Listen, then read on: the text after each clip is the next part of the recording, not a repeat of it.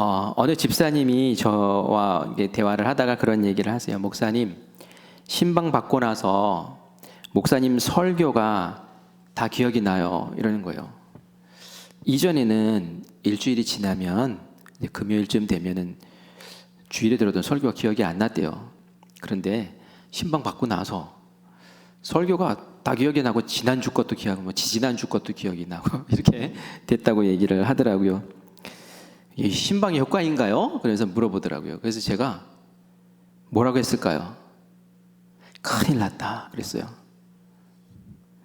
이제 같은 설교하면 안 되잖아요. 그래서 와, 큰일 났다 그런 얘기를 했어요. 사실은 감사한 거죠, 그죠? 말씀을 받아서 마음에 새기니까 그것이 한 귀로 듣고 한 귀로 흘리는 말씀이 아니라 마음 판에 새겨지니까 그 말씀이 생각나고 기억나고, 그러면 그 말씀대로 살려고 또 얼마나 애를 쓰겠습니까? 참 감사했어요. 그런데 제가 이제 생각해 봤어요. 그분이 왜 말씀을 이렇게 기억을 할까? 생각을 해보니까 그분이 주일 설교 말씀을 접하는 시간이 많겠구나라는 생각이 들더라고요. 주일에 한번 설교 듣죠. 그리고 나서는 속회 지도자 때 한번 또 듣죠. 그리고 나서는 속회 때 한번 또 하지요. 그리고 금요일에 오면 한번 또 하죠. 그러니까 뭐 4번이나 듣는데 이거 기억 못하면은 좀 이상한 거 아닐까요?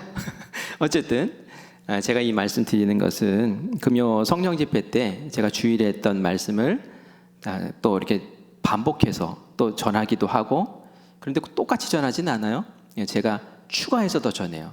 주일에 설교 시간이 짧았기 때문에 더 추가해서 또 더 다른 내용으로 하기는 하는데, 제가 얼마 전에 이제 그런 얘기를 들었어요. 목사님, 설교가 반복되는 게 있어요. 그러면서 연락이 왔어요.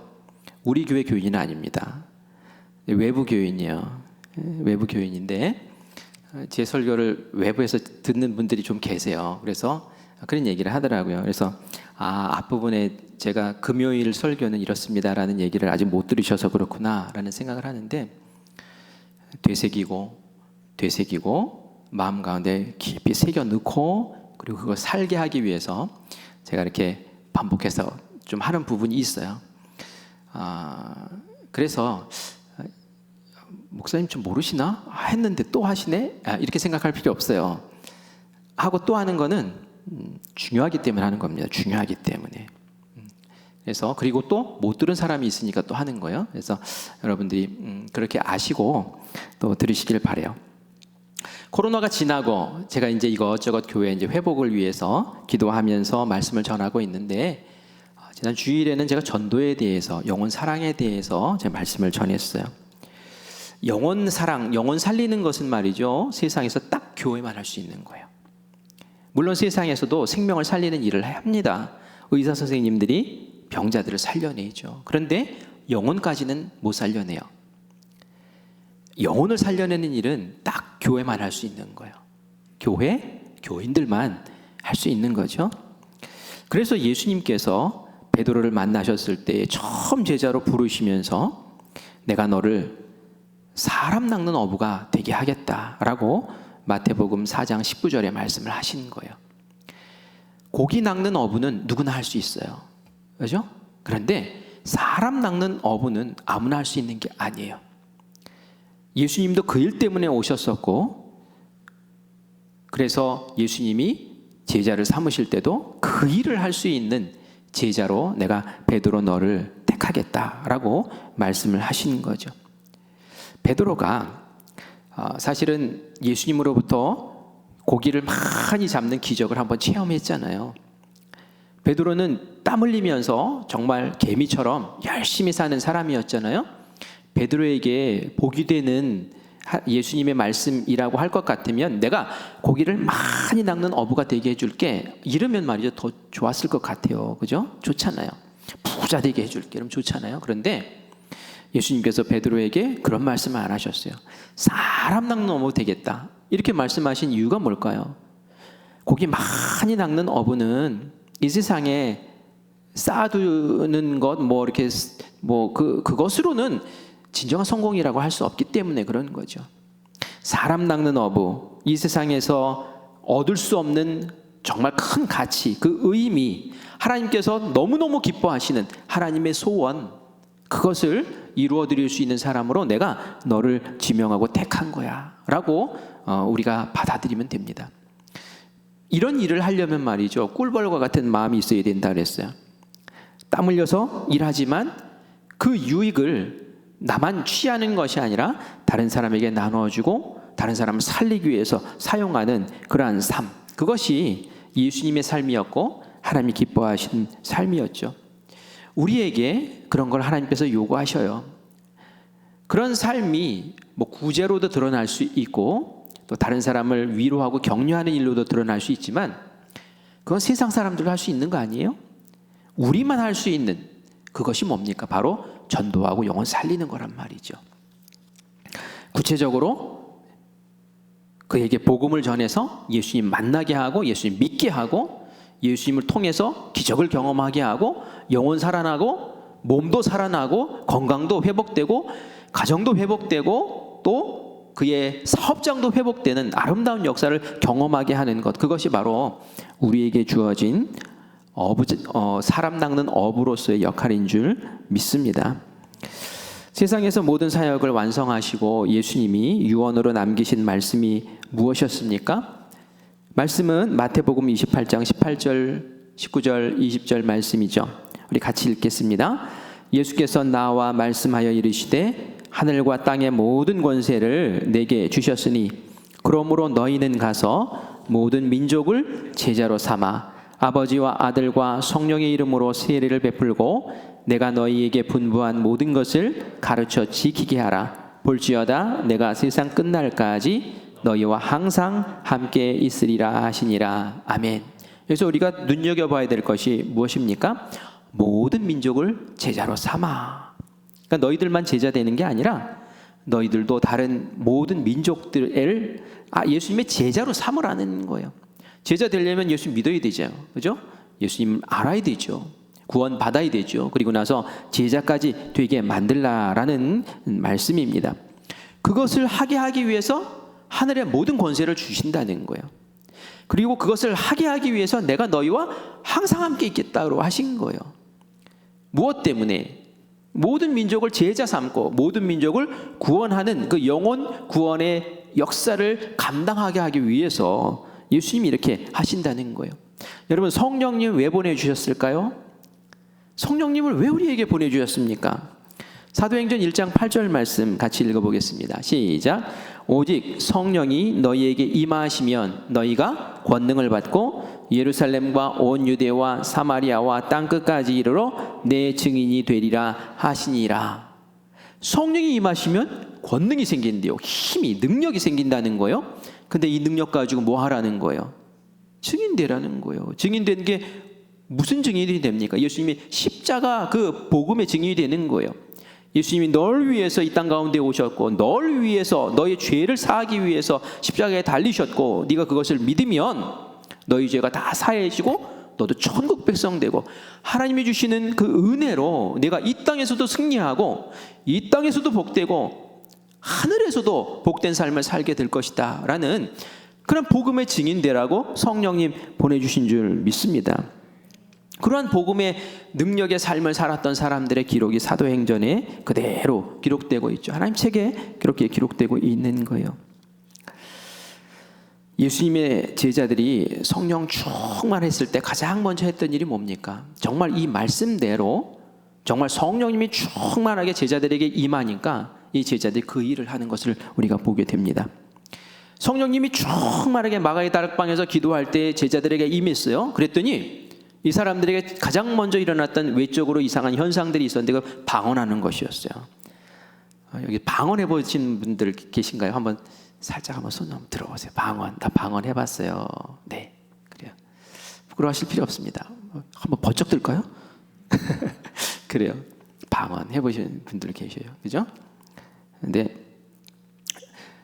어떤 사람 막 방언하면 뭐 저도 그렇지만 방언을 하면 다른 사람이 못 알아듣더라고요. 그래서 편해요. 하고 싶은 기도 막 다 할 수 있으니까 옆에 막 있어도. 그런데 마가의 다락방에 임하셨던 성령님이 방언을 탁 터쳐주실 때는 이 방언은 외국어였는데 정말 제대로 된 외국어였던 것 같아요. 그때의 예루살렘에 각 이방의 많은 나라의 사람들이 방문을 했는데 유월절 지키려고 방문을 했거든요. 근데 그 명절을 지키러 온 그 외국 사람들이 그 마가의 다락방에서 막 방언하는 소리를 듣고는 저거 우리나라 말이잖아. 그러면서 귀를 쫑긋 세우고 듣는 일이 벌어졌단 말이에요. 정말 신기하지 않습니까? 이왕 방언하려면 어떤 말로 하고 싶습니까? 영어로 좀 예, 이왕이면은 뭐 고상하게 프랑스 말로 샬라샬라 이러면서 중국어로 뭐 이렇게 원하는데 우리의 방언은 좀 어느 나라 말인지 좀 아프리카 저쪽 어느 시골에 있는 말같이 아무도 못 알아듣는 말이기는 해요. 그런데 이런 일들이 벌어졌어요. 우리 사도행전 2장 8절에서 11절 말씀 같이 읽어볼게요. 그때의 일입니다. 우리 8절부터 한번 천천히 읽어봅시다. 시작. 우리 각 사람이 난 곳 방언으로 듣게 되는 것이 어찌 됨이냐. 사람들이 지금 얘기하는 거예요. 그걸 듣고 우와, 이거 우리가 난 고향 말을 지금 듣는 건데 이거 웬일이야? 이거 도대체 무슨 일이야? 이러는 거예요. 9절 같이 읽습니다. 우리는 바데인과 메데인과 엘람인과 또 메소포타미아, 유대와 가파도기와 본도와 아시아, 다 외국이죠. 그죠? 외국 쫙 나오잖아요. 유대 빼놓고는 다 지금 외국 얘기하는 거예요. 여기서 온 사람들이란 말이에요. 10절 또 있습니다. 부르기아와 밤빌리아와 애굽과 및 구레네와에 가까운 리비아 여러 지방에 사는 사람들과 로마로부터 온 나그네 곧 유대인과 유대교에 들어온 사람들과, 여기도 다 외국이죠. 자, 11절 시작. 그레데인과 아라비아인들이라. 우리가 다 우리의 각 언어로 하나님의 큰 일을 말함을 듣는도다 하고. 아멘. 자기 나라 말로 다 듣는 거예요. 그 다락방에서 120명의 그 제자들이 막 기도하면서 방언이 빵 터졌는데 그 방언으로 쏟아내는 그 기도가, 그 말이 각 나라에서 온 사람들이 막 알아들을 수 있는 그 나라 말들을 하는 거예요. 어떤 사람은 막 이집트 말로 막 하고, 어떤 사람은 로마 사람들 쓰는 말을 막 하고 있고 말이죠. 말하는 사람은 알까요? 자기도 몰라요. 자기도 모르면서 막 하고 있는 거예요, 지금. 그런데 여기서 주목해야 될 부분이 뭐냐면 이 사람들이 방언하면서 무슨 말을 하고 있었을까요? 방언을 듣는 사람들은 무엇을 들었을까요? 11절에 이렇게 나와요. 하나님의 큰 일을 말함을 듣는도다. 무엇을 말했다고요? 하나님의 큰 일을 행함. 하나님이 큰 일을 행했다. 누구를 통해서? 예수님을 통해서. 그 큰 일은 뭡니까? 바로 십자가 사건을 얘기하는 거죠. 지금 그 얘기를 막 외국어로 막 그냥 각양의 외국어로 그렇게 막 하고 있더라는 거예요. 성령 충만해서 가장 먼저 일어났던 그 일이 뭡니까? 바로 전도하는 일이었어요. 복음을 전하는 일. 그리스도의 십자가 증인이 되는 일을 성령님이 딱 임하자마자 가장 먼저 하게 되었다라는 것을 우리가 기억해야 될 줄 믿습니다. 정말 성령 충만하니까 영혼 살리는 복음의 증인, 모든 민족에게 복음 전하는 일이 바로 이렇게 일어났다는 거예요. 이게 바로 성령님을 우리에게 보내주신 이유라는 거예요. 예수님이 우리에게 요청하시는 것, 하나님이 요청하시는 복된 일인 줄 믿습니다. 그래서 우리가 이것을 지상명령이라고 얘기를 하고, 또 이것을 하나님의 소원이라고도 얘기를 하고, 하나님의 기쁨이라고 이야기를 하는 거죠. 하늘길이 열렸어요. 이제 필리핀 드림센터에 우리가 갈 수 있습니다. 해외 선교의 장을 활짝 열어주시는 거예요. 우리 교회가 선교하며 일꾼을 기르는 교회. 뭡니까? 선교하는 일꾼 기르자는 거예요. 선교하는 일꾼. 그죠? 영혼 살리는, 생명을 살리고 영혼을 살리자는 거예요. 뭐 이거나 같은 얘기예요. 말만 좀 달리게 할 뿐이지. 우리의 목표는 뭡니까? 우리 교회의 목표는 뭡니까? 영혼 살리는 거예요. 그죠? 선교하는 거예요. 영혼 구원하는 거예요. 그게 우리가 가지고 있는 지상 목표인 줄 믿습니다. 교회가 이것을 잃어버리면 교회가 더 이상 아닌 거예요. 교회가 뭐 구제하는 단체입니까? 그거 아니잖아요. 그건 세상도 해요. 복지기관에서 다 하지 않습니까? 세상이 못하는 그 일, 영혼 살리는 그 일을 우리가 꽉 붙잡아야 될 줄 믿습니다. 우리에게 드림센터 열어주셨어요. 하나님께서 이 일을 감당하기를 원하시는 거죠. 또 미자립교회 작은 교회를 우리하고 연결시켜 주셔서 지난주에 금요일에는 김착한 목사님 오셔가지고 여기서 또 말씀을 전하셨어요. 그리고 직접 우리 교회 성도들이 그곳에 가서 같이 예배를 드렸어요. 예배 드리고 오신 분들 이야기를 들으니까 너무 마음에 감동이 왔어요. 그리고 그 교회를 위해서 기도해야겠어요 하면서 기도의 마음들을 품고 오셨더라고요. 너무 감사해요. 이 전도대가 또 시작됐어요. 이 전도대가 25명이 이제 영혼 살리는 일을 하기 위해서 이제 모여서 기도하고 모여서 마음을 모으고 진짜 이제 성령 충만해서 이제 전도하러 나가는 일을 이제 펼치게 될 것입니다. 여러분도 그 어느 곳에 여러분이 지금 서 있어야 돼요. 그죠? 또 군선교도 있어요. 군선교. 내 군인들 이 전도하는 일에 내가 어떻게 했을까? 그거는 누가 특별한 사람이 하는 것이 아니라 우리가 예수 믿는 사람이라면 우리에게 주신 그 지상 명령에 우리가 순종하면서 내가 어느 부분에서 내가 어떤 일로 내가 이 부르심에 응답할까라는 것을 고민하고 기도하고 그 자리에 꼭 한 번은 서 있어야 될 줄 믿습니다. 만약에 우리가 이 일을 안 하면 교회의 역할을 안 하는 거예요. 교회의 역할을 안 하면 어떤 일이 벌어질까요? 오늘 제 설교 제목이 만약 복음을 전하지 않으면이에요. 만약 복음을 전하지 않으면 어떻게 될까요? 어떤 일이 벌어질까요? 그 얘기를 좀 하려고 그래요. 어느 청년이 저에게 단기 선교를 준비하는데 저에게 삐딱한 이야기를 하더라고요. 이런 얘기를 했어요. 굳이 해외까지 나가야 되나요? 이런 얘기를 하니까 해외까지. 아니 우리나라에도 복음 전하고 구원해야 될 사람들이 얼마나 많은데 당장 우리 집만 봐도 구원해야 될 영혼이 있는데 아니 이 사람들 놔두고 어디 뭐 해외까지 나가고 그러느냐 하면서 삐딱하게 얘기를 하더라고요. 그러면서 그런 얘기를 해요. 유대인들이 하나님 믿는 유대인들이 구약에 나오는 그 유대인들이 지금도 이스라엘 사는 그 유대인들이 전도하는 거 봤냐는 얘기를 해요. 여러분 유대인에게 유대교 믿으라고 전도 받아보신 분 계세요? 한 분도 없으시죠. 도르를 아십니까? 이제 이런 거는 우리가 만나지만 유대교 믿어보시라고 이런 사람들 못 봤죠. 그 사람들은 전도 안 합니다. 왜냐하면은 우리는 하나님의 선택받은 선민이야. 특별한 백성이야. 굳이 전도할 필요가 없는 거예요. 우리만 잘 되면 돼 이거예요. 왜 전도 안 합니다. 구약에서는 그런데 예수님이 이스라엘 땅에서 전도하셨지만 해외까지 전도하라고 그러셨나요? 뭐 이러면서 또 삐딱하게 얘기를 해요.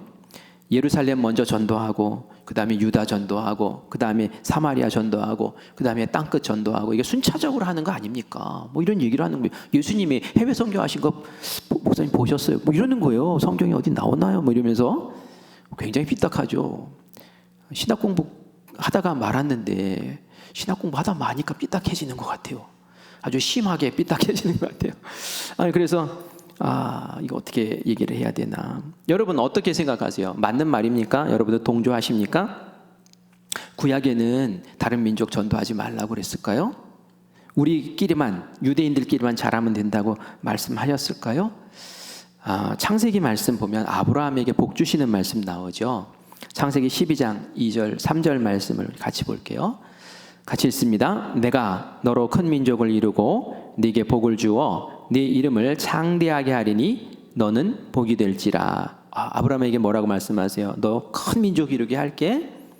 그리고 너는 복이 될 거야. 너 복동이 만들겠다는 거예요. 자, 그 다음에 3절 봅시다. 시작.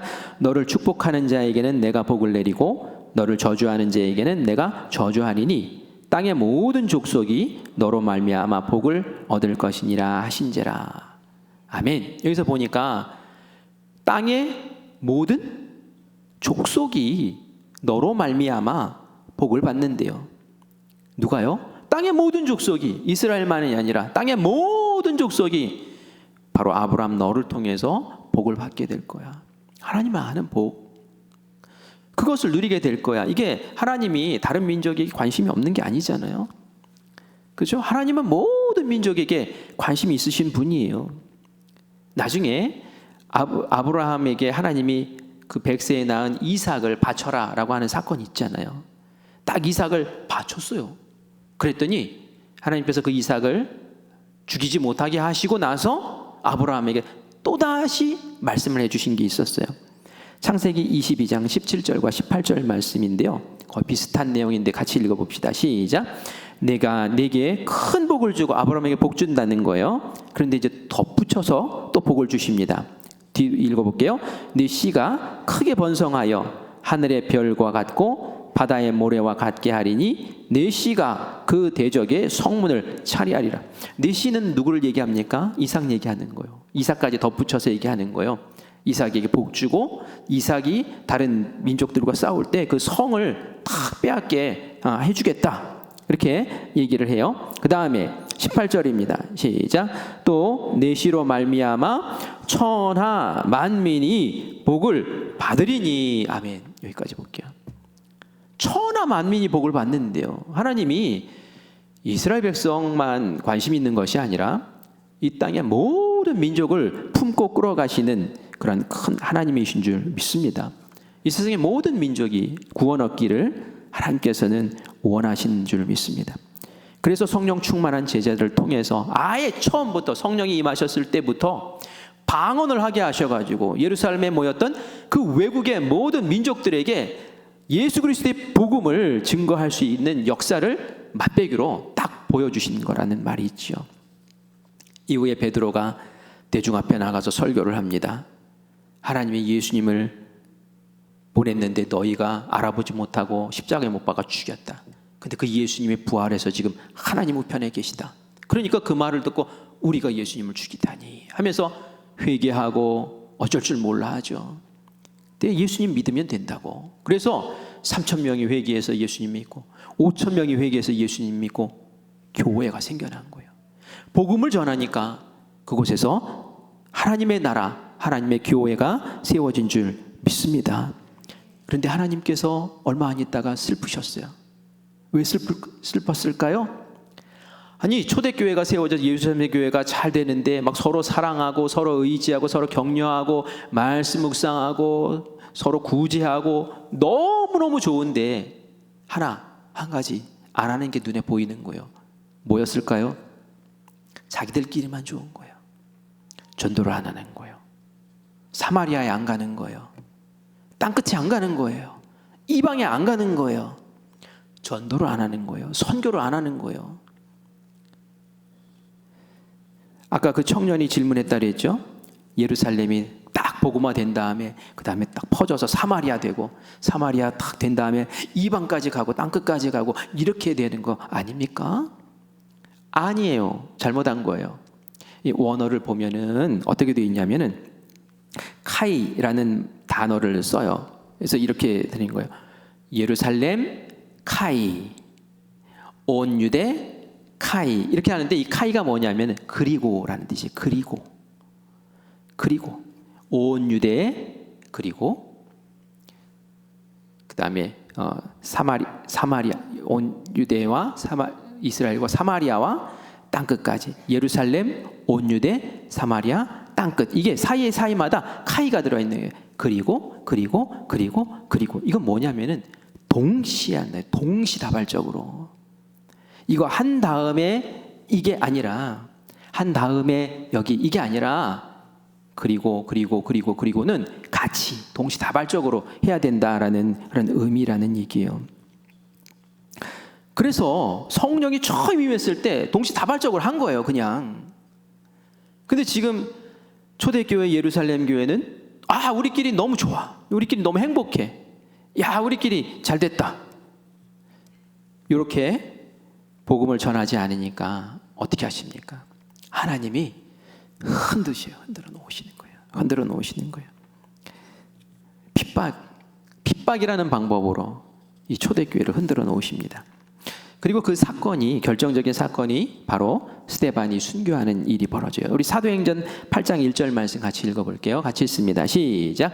사울은 그가 죽임당함을 마땅히 여기더라. 그날에 예루살렘에 있는 교회에 큰 박해가 있어 사도 외에는 다 유대와 사마리아 모든 땅으로 흩어지니라. 아멘. 큰 박해가 일어났대요. 어떤 박해요? 스데반 집사님 순교하는 그 순간부터 교회 그리스도인들을 잡아 죽이는 일이 벌어진 거예요. 교회를 막 흔든 거예요. 이 박해를 말이죠. 이 사탄의 권세네. 이거는 영적 전쟁이네. 우리가 이렇게 이해할 수 있어요. 하지만 이 말씀에 보니까 이것을 통해서, 이 큰 박해를 통해서 사도 외에는 모든 제자들과 그 성도들이 지금 흩어졌구나. 예루살렘, 예수님 말씀하셨던 사마리아 그리고 모든 땅으로 흩어졌구나 라는 것을 우리가 알 수 있는 거죠. 도망간 거예요. 그런데 그 땅에 몸만 도망간 게 아니죠. 도망은 갔지만 그 안에 뭘 들고 도망을 갔습니까? 복음을 들고 도망을 간 거예요. 복음을. 마치 산불 났을 때 바람이 막 불면은 불씨가 여기서 퍽 날아가가지고 도로를 지나서 저쪽 산으로 옮겨간다고 그러더라고요. 막 펄쩍펄쩍 뛰어다닌대요. 그래가지고 그 불이 이렇게 막 번진다고 하는데, 그런 것과 마찬가지인 거예요. 핍박을 피해서 이쪽으로 갔는데 여기에서 복음의 불이 팍 일어나는 것을 우리가 보게 됩니다. 우리 사도행전 8장 4절과 6절, 4절에서 6절 말씀을 볼게요. 흩어진 것을 계속 이어서 이야기를 하는 걸 보게 됩니다. 자, 우리 4절 읽어볼게요. 시작. 그 흩어진 사람들이 두루 다니며 복음의 말씀을 전할세. 그 흩어진 사람이 그냥 피해 있는 게 아니에요. 어떻게 했다고요? 복음의 말씀을 두루 전하더라는 거예요. 자, 5절 말씀 시작. 빌립이 사마리아 땅에 내려가 그리스도를 백성에게 전파하니. 특별한 이름이 나오죠. 빌립이라는 사람이 그리스도를 백성에게 전파했다는 거예요. 복음 전했다는 거죠. 6절 시작. 무리가 빌립의 말을 듣고 행하는 표적도 보고 한 마음으로 그가 하는 말을 따르더라. 믿는 역사가 일어난 줄 믿습니다. 사도행전 8장에 보면 빌립이 사마리아 성에 들어가서 복음을 전하고 또 역사가 일어나고 기적이 일어나고 막 이런 일들이 막 벌어지는 것을 볼 수 있습니다. 그 흩어짐을 하나님께서 원하셨던 거예요. 왜 너희들은 너희들끼리만 좋냐? 이거 아니잖아 라고 하시는 거예요. 이래서 사마리아에 복음이 들어갔어요. 그런데 사마리아만 도망갔겠어요? 그렇지 않죠. 자, 우리 이제 또 사도행전 11장으로 넘어갈게요. 11장 19절부터 21절 같이 읽어보겠습니다. 같이 천천히 읽어볼게요. 시작. 그때에 스데반의 일로 일어난 환난으로 말미암아 흩어진 자들이 어디로 갔나 보세요. 베니게와 그브로와 안디옥까지 이르러 유대인에게만 말씀을 전하는데, 보니까 베니게, 그브로, 안디옥까지 올라가서, 여기 외국이에요, 그죠? 이방까지 간 거예요. 가서 복음을 전했는데 처음에는 유대인에게만 복음을 전했대요. 그런데 20절도 볼게요. 시작. 그 중에 그브로와 구레네 몇 사람이 어떻게 됐대요? 그 복음을 들은 몇 사람이 어디로 갔어요? 안디옥에 이르러 헬라인에게도 말하여 주 예수를 전파하니 주의 손이 그들과 함께 하심에 수많은 사람들이 믿고 주께 돌아오더라. 아멘. 아멘. 안디옥에도 복음이 들어간 거예요. 이 일이 있고 나서 안디옥에 바나바를 파송하고 바울을 불러서 안디옥 교회가 부흥하게 되죠. 안디옥 교회가 부흥했어요. 잘 됐어요. 근데 얼마나 행복했어요. 말씀도 막 성경 공부 열심히 하고 막 제자들이 된 거예요. 막 뜨거운 교회가 된 거예요. 그러자 하나님이 다시 성령님을 통해서 말씀하시는데 바울과 바나바를 세워서 이제는 이방 땅으로 선교사로 보내라 라고 말씀하시고 아멘 하고 가서 소아시아 전도하고 유럽 전도하고 그런 일이 일어난 줄 믿습니다. 하나님 그걸 원하시는 거예요. 우리끼리 잘 되는 거 아니, 그거는 거기까지. 복음을 전하지 않고 우리끼리만 좋으면 하나님 흔들어 놓으시는 거예요. 왜 안 해? 너희들 왜 이래?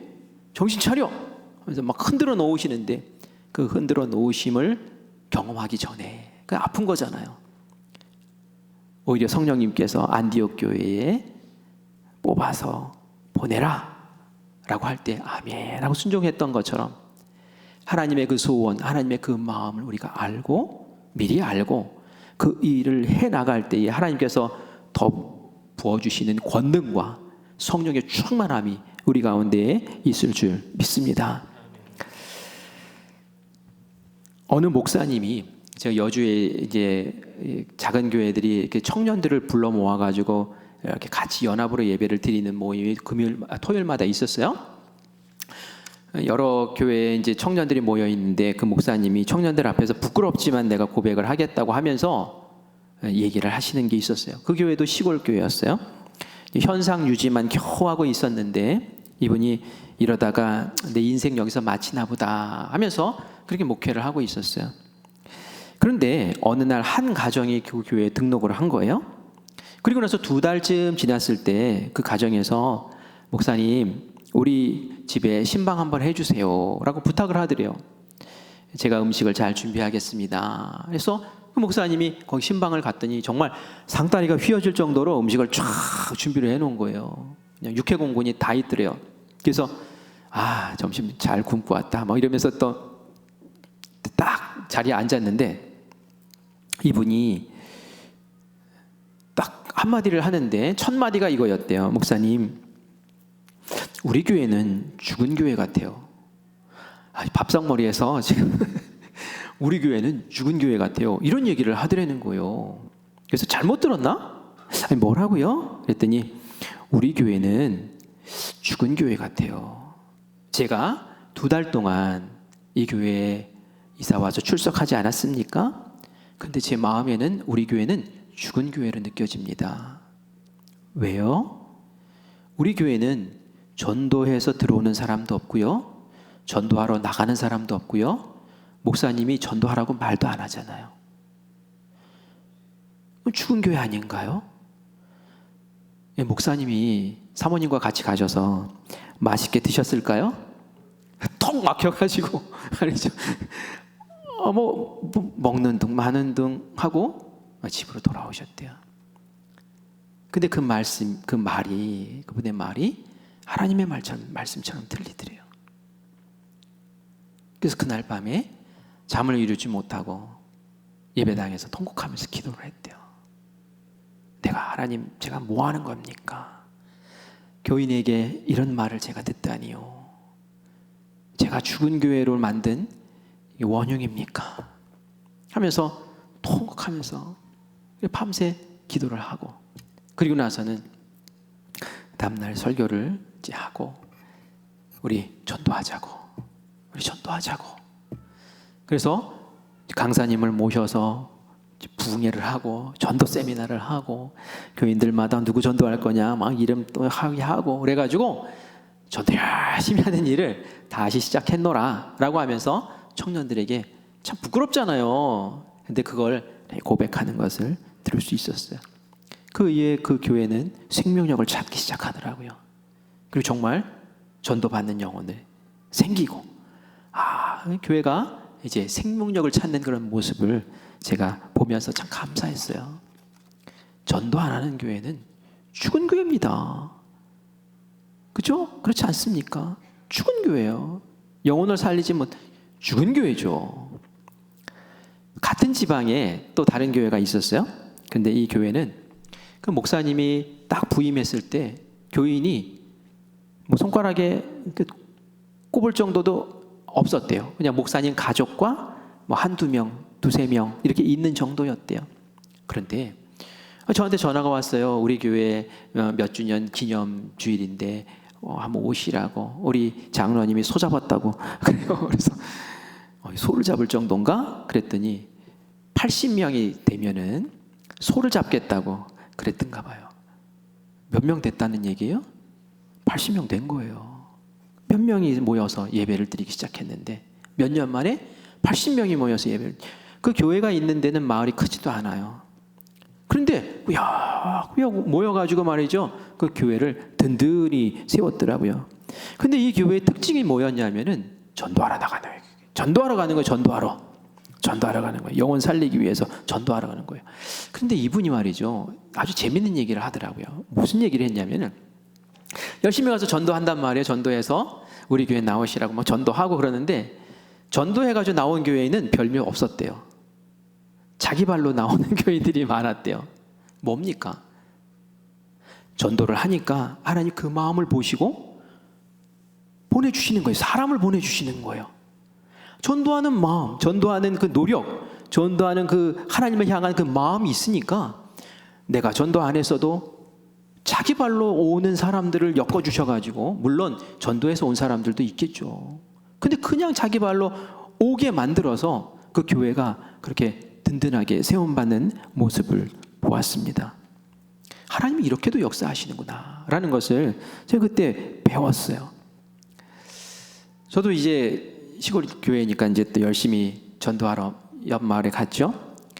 그 옆마을은 문시성 가진 사람들이 잔뜩 사는 곳이었어요. 근데 그 교회에 다른 교회 교인인데 새벽마다 나와서 기도하시는 분이 계셨어요. 이 분이 아주 어렵게 저에게 조심스럽게 얘기를 하더라고요. 목사님, 마을에 전도하러 가시면 안 될까요? 좋죠. 제가 마을의 문씨 가문의 며느리인데 다 친척이라는 거예요. 근데 다 예수님을 안 믿는다는 거예요. 목사님 가셔서, 제가 문 열면 다 들어가니까 목사님 가셔서 기도도 해주시고 말씀도 전해주세요 그러더라고요. 잘 됐다고. 그래서 그분 따라서 이 집도 들어가고 저 집도 들어가고 그러면서 돌아다녔는데, 모든 집을 다 들락거린 건 아니고, 그분들은 이제 기독교에 이렇게 마음이 닫혀 있는 분들이니까 주로 병든 분, 막 침대에서 오늘 내일 하시는 분, 뭐 이런 분들 지금 만나러 간 거예요.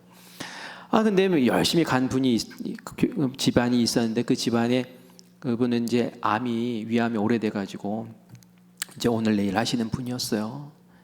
근데 열심히 찾아갔죠. 가서 기도해드리고 또 어떤 또 가서 기도해드리고 그랬는데, 이분이 기적적으로 사셨을까요? 어떻게 되셨을까요? 돌아가셨어요.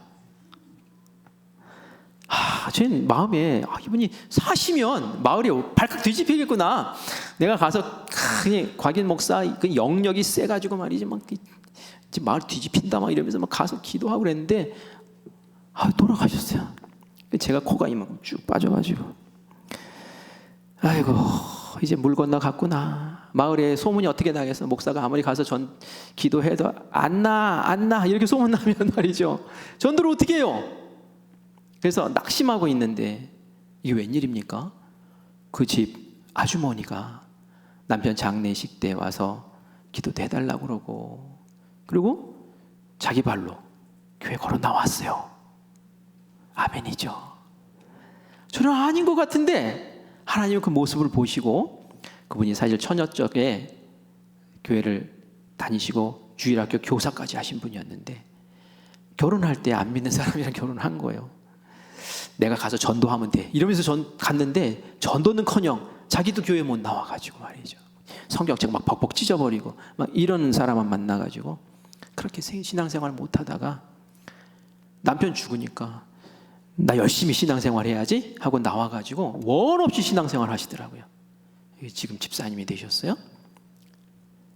그런 일들이 벌어지더라고요.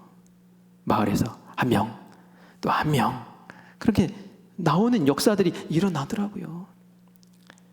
그래요. 하나님은 우리는 아닌 것 같아 하지만 하나님은 그런 가운데서 역사하시는 줄 믿습니다. 한 번은 카페 여주인 전도하려고 그 청년이 있는 주인이 사장님 전도하려고 갔는데 그 동생이 나와요. 왜 이러지? 나는 이 사람 전도하려고 했는데 왜 이 사람이 나와? 하나님은 말이죠, 그 전도하는 마음을 보시는 줄 믿습니다. 그래서 우리가 나가서 전도하다가 이 사람이 안 믿어, 그러면 나는 아닌가 봐 하지 마시고, 나의 이 모습을 보시고 하나님은 다른 사람을 또 보내주시는구나, 그렇게 믿으시고 전도하는 일에 우리가 마음을 두기를 간절히 원합니다.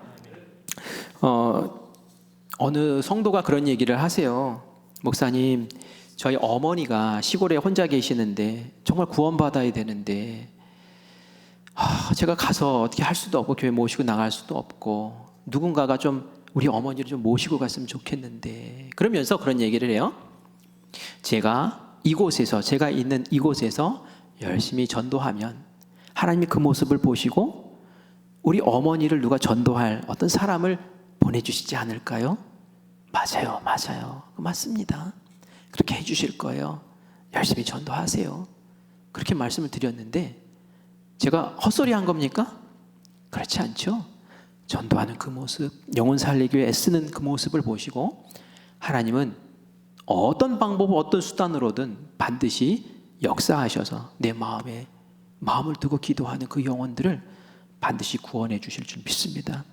그 영혼이 예수님 만나면 그 영혼이 잘됨과 같이 그가 범사에 잘되고 그가 강건하게 육신도 일어 세움 맞는 귀한 역사를 경험할 줄 믿습니다. 그래서 우리 전도합시다. 영혼 살립시다. 라는 마음 갖고 나는 어느 자리에 서서 할 것인가? 라는 것을 기도하면서 우리 전도하는 교회 그렇게 되시기를 전도하는 우리 모든 성도님들 되시기를 간절히 축원합니다. 아멘.